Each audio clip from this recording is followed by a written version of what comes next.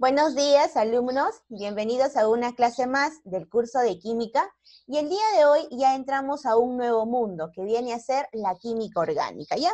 Entonces, nuestro tema de hoy día es la química orgánica. Actualmente, química orgánica ya no debería llamarse así, debería llamarse la química del carbono, ¿de acuerdo? ¿Por qué, Miss, la química del carbono?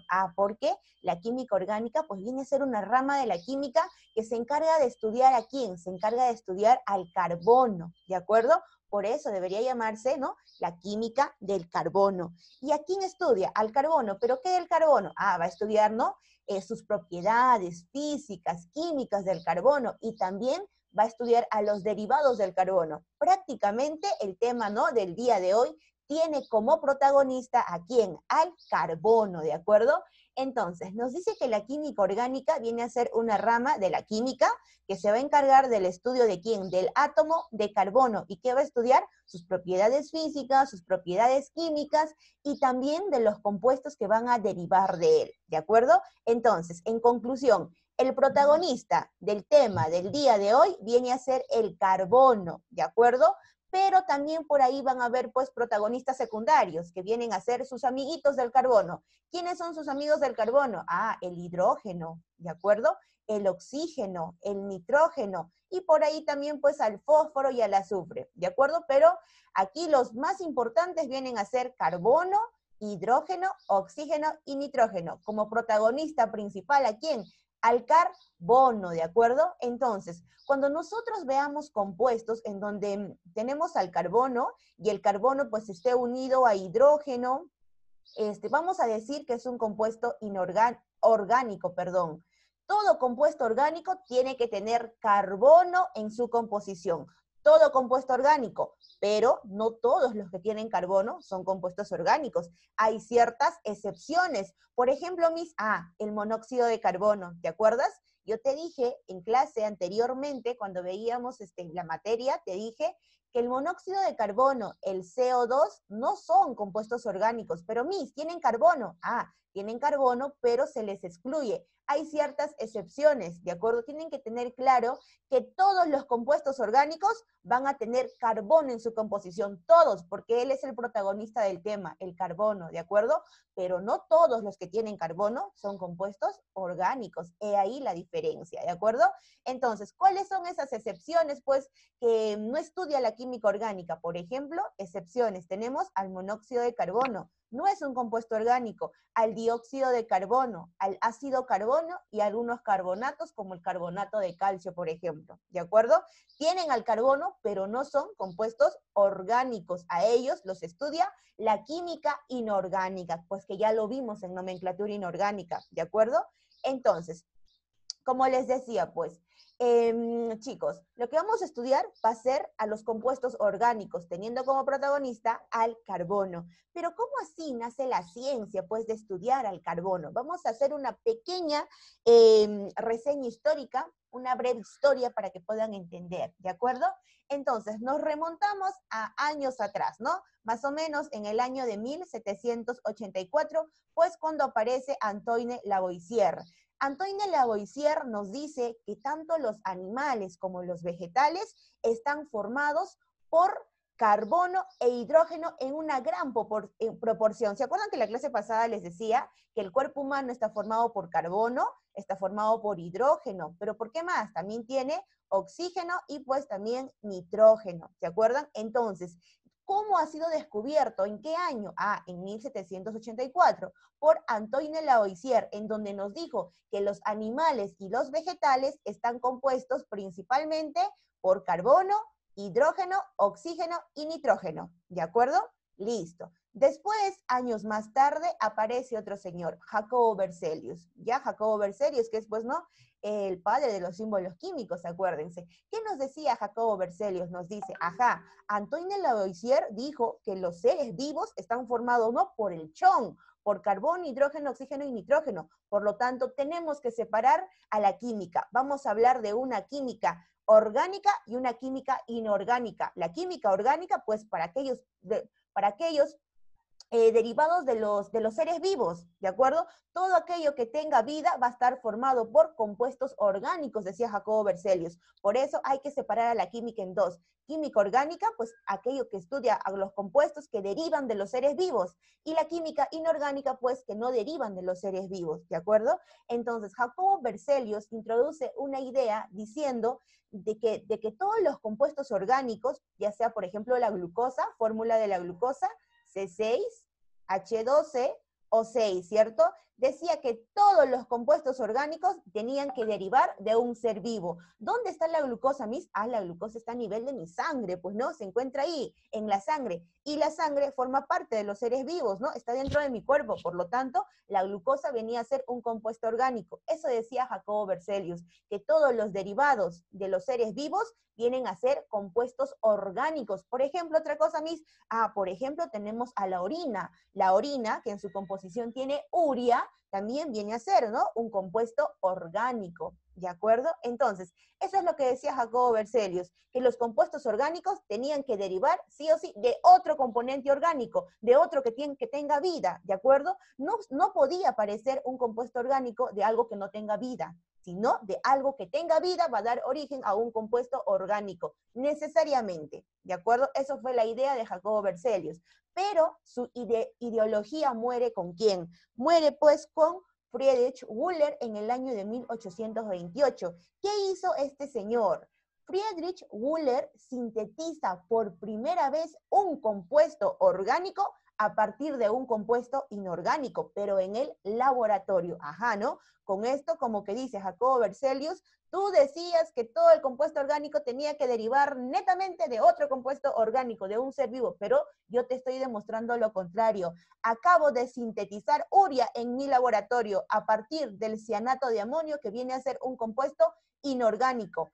He sintetizado urea y la urea viene a ser un compuesto orgánico y lo hice en mi laboratorio. Por lo tanto, ya no digas a partir de ahora, pues, que los compuestos orgánicos netamente van a derivar de otro compuesto orgánico. Entonces, bueno, con eso, ¿no? Con el experimento, pues, de Friedrich Wöhler, se termina la ideología de Jacobo Berzelius. Por lo tanto, los compuestos orgánicos, chicos, en el laboratorio de manera artificial pueden sintetizarse a partir de un compuesto inorgánico en el laboratorio, ¿de acuerdo? Entonces, de manera artificial, pues sí, los compuestos orgánicos pueden ser sintetizados a partir de un compuesto inorgánico. Ejemplo, Miss, por ejemplo, habrás escuchado tú, pues, del caucho, ¿cierto?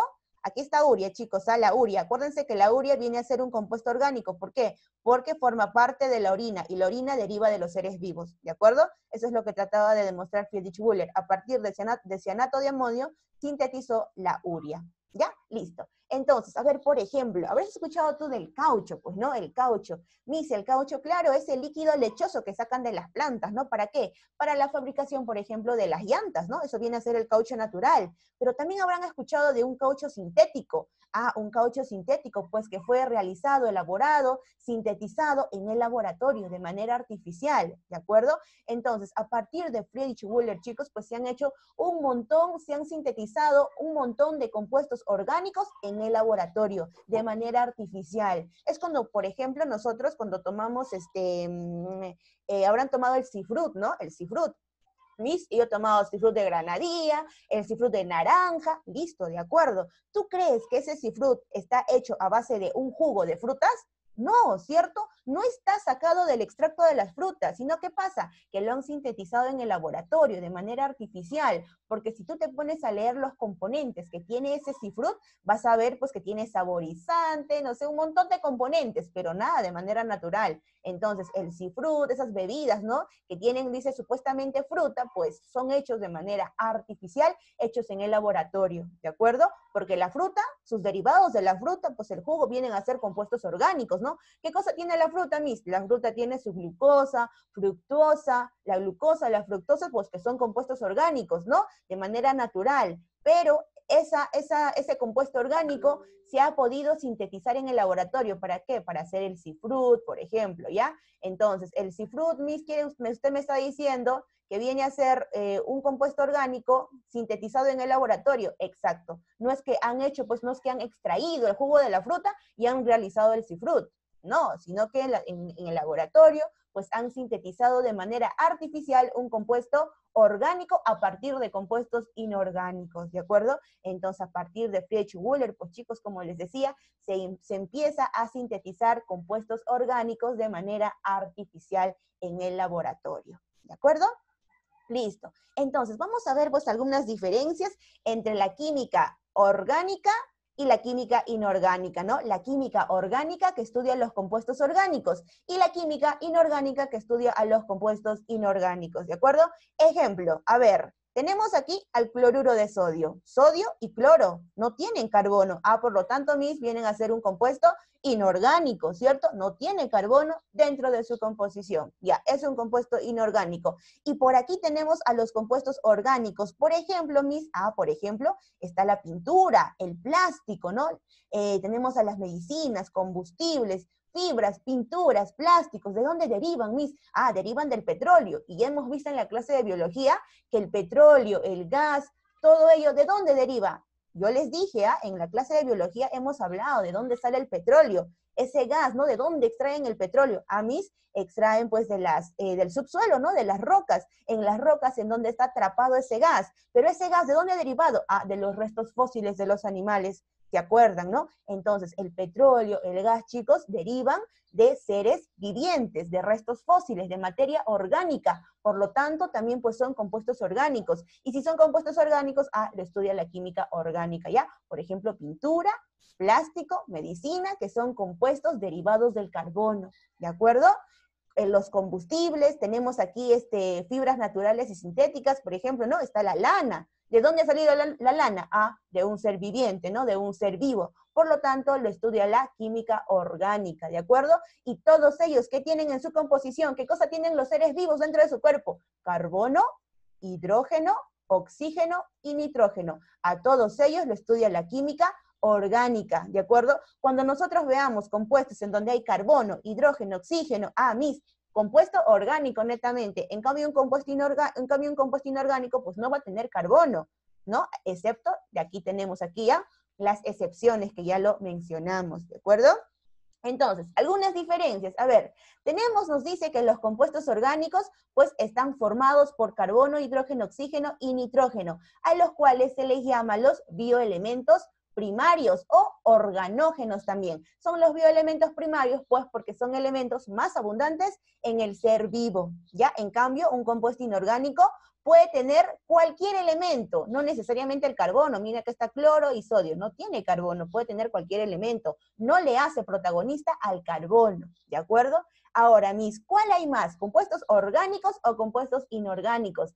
Hay más, chicos, compuestos orgánicos, se conocen más de 10 millones. En cambio, los compuestos inorgánicos se encuentran en menor proporción, 500.000 aproximadamente. Ya hay más compuestos orgánicos entonces. Ahora, otra cosa, la mayoría nos dice que no son solubles en el agua, no se pueden disolver en el agua. Por ejemplo, ¿la pintura puede disolverse en el agua de manera rápida? No, ¿cierto? Son poco solubles. En cambio, los inorgánicos sí son solubles en el agua. Por ejemplo, la sal, el cloruro de sodio, ¿se puede disolver en el agua? Sí, se puede disolver de manera rápida, ¿no? Es soluble, ¿de acuerdo? Otra diferencia, que los compuestos orgánicos pues tienen ebullición y punto de fusión alto. O sea, tenemos para pasarlo al estado fusión, ¿no? ¿Qué cosa es fusión? Pasar de sólido a líquido, ¿cierto? Entonces, para pasar yo de sólido a líquido, pues se necesitan grandes temperaturas, altas temperaturas. En cambio, en un compuesto inorgánico no se requiere de mucha temperatura para pasarle al estado líquido o al estado gaseoso, punto de ebullición. ¿De acuerdo? Tienen que saber, punto de fusión, ¿qué cosa es, mis? Punto de ebullición, ¿qué cosa es? Punto de fusión, ¿te acuerdas? ¿Qué es fusión? Fusión de sólido, cambio de estado de sólido a líquido. Y si digo punto de fusión, la temperatura que se requiere para pasar un cuerpo de estado sólido a estado líquido. Y punto de ebullición, ¿qué cosa era ebullición? Pasar de líquido a gaseoso, a vapor, ¿cierto? Ebullición. El punto de ebullición viene a ser el grado, la temperatura que se necesita para que un cuerpo pase de líquido a gaseoso. Aquí la temperatura que se necesita son altos, aquí la temperatura que se necesita son bajos. ¿De acuerdo? Listo. Eso vendrían a ser entonces algunas diferencias entre los compuestos orgánicos e inorgánicos. ¿Ya, niños? Ahora vamos a pasar a hablar de quién, del protagonista del tema, el átomo de carbono, ¿no? El protagonista de la química orgánica, ¿de acuerdo? Entonces, Miss, ¿qué es el átomo de carbono? ¿Qué es el átomo de carbono? Tú tienes que acordarte dónde está el carbono en la tabla periódica. A ver, los vamos a recordar. A ver, tenemos por aquí, ¿no? A los del grupo, los elementos representativos, grupo A. Teníamos por aquí 1A, por aquí estaba el 2A Miss, por aquí estaba el 3A, ¿no? Por aquí el 4A, 5A, 6A, 7 y por aquí ya el 8. Pregunto, ¿dónde estaba el carbono? ¿En qué familia? ¿En qué grupo? ¿Alguien se acuerda? No entiendo, Miss. ¿En dónde estaba el carbono, chicos? ¿En dónde estaba? En la tabla periódica. ¿En qué familia? ¿En qué grupo? No me acuerdo, Miss. Michael. Elani. Miss, ¿Dónde estaba el carbono? En la tabla periódica.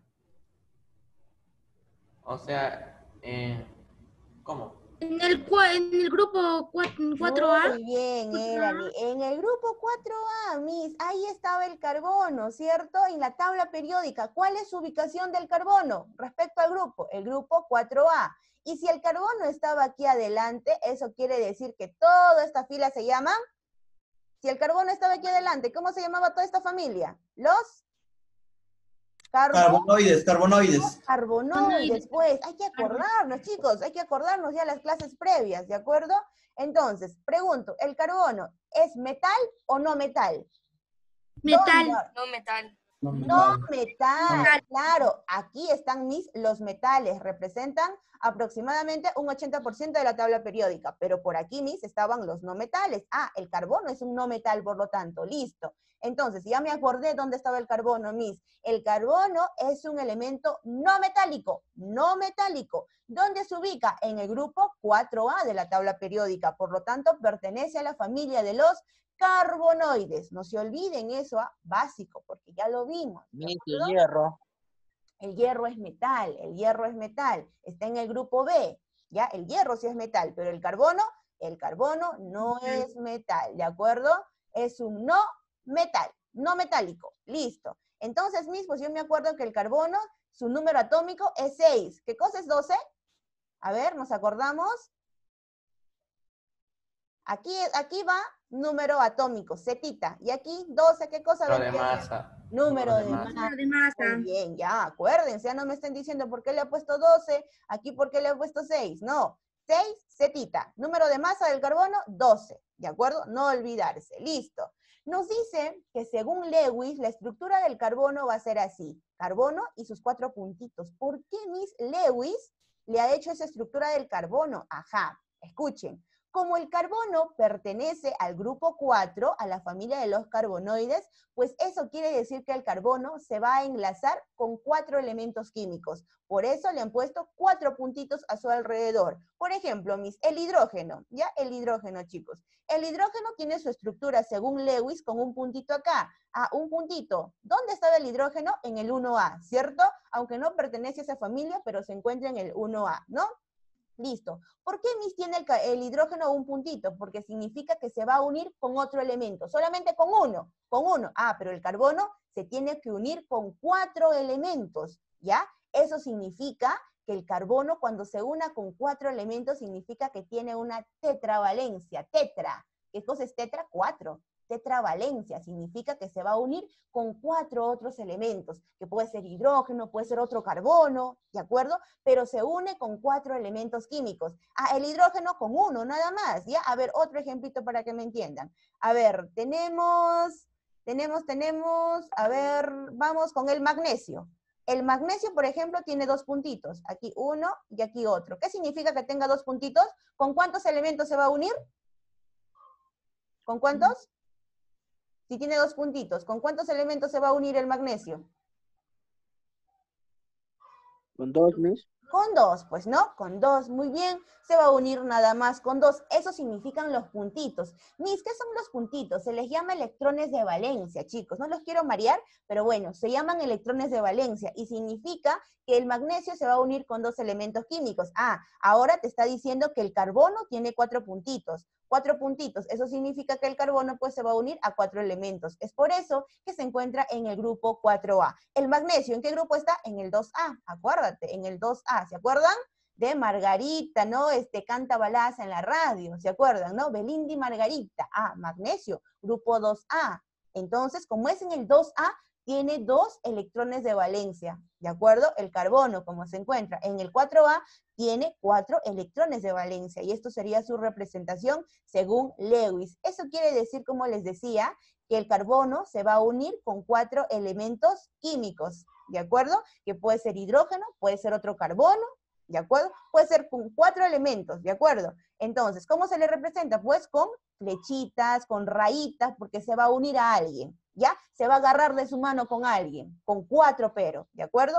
Entonces, dicho esto, vamos a ver las propiedades del átomo de carbono. El carbono, niños, tiene 3 propiedades. Tenemos a la covalencia, a la tetravalencia y a la autosaturación. Vamos a explicar cada uno de ellos. Miss, ¿qué es la covalencia? La covalencia significa el tipo de enlace que tiene el carbono. El carbono, Miss, usted me dijo que se va a unir con 4. Entonces le ponemos aquí, ¿no? Le ponemos, a ver, se va a unir por aquí con un hidrógeno, se va a unir por aquí con otro carbono, por aquí con otro hidrógeno y por aquí con un hidrógeno. Esta unión que hay aquí, por ejemplo, esta unión que el carbono tiene, ya sea pues con otro carbono, ya sea con el hidrógeno, significa que esta unión que tiene es un enlace, ¿cierto? Alguien los une, un enlace. ¿Y cómo se llama ese enlace, esa unión? Se llama un enlace covalente, ¿de acuerdo? Cuando ustedes ya estén pues en segundo de secundaria van a ver enlaces, chicos. ¿Cómo se unen los elementos químicos? Y bien se pueden unir por un enlace covalente o bien se pueden unir por un enlace iónico. ¿La diferencia cuál es? En que el enlace covalente comparten electrones, comparten. No les gusta irse con menos ni con más, comparten para que se unan, ¿de acuerdo? En cambio, en un enlace iónico alguien tiene que perder, ¿de acuerdo? Aquí hay transferencia de electrones. Alguien pierde. ¿De acuerdo? Como alguien pierde, pues alguien tiene que ser el catión y alguien tiene que ganar, alguien tiene que ser el anión, ¿de acuerdo? En cambio, en un covalente, como en caso del carbono, él comparte los electrones con el otro elemento, ¿de acuerdo? Se ponen de acuerdo, los dos quedan bonitos en un trato y comparten sus electrones. ¿Cómo se llama ese enlace que tienen? Enlace covalente, ¿de acuerdo? Por lo tanto, pues, la propiedad que tiene el carbono, ¿no? De compartir, no hace mucho lío el carbono, se llama la covalencia, porque él comparte sus electrones mediante el enlace covalente, ¿de acuerdo? Entonces, miren, el carbono se une con todos por enlace covalente. ¿Qué significa, Miss, el enlace covalente? Compartición de electrones. No se pelean, quedan en un acuerdo bonito y se unen de manera armoniosa, ¿de acuerdo? El enlace covalente, propiedad de la covalencia. Siguiente propiedad, tenemos a la tetravalencia. Ya les dije, ¿qué cosa significa tetra?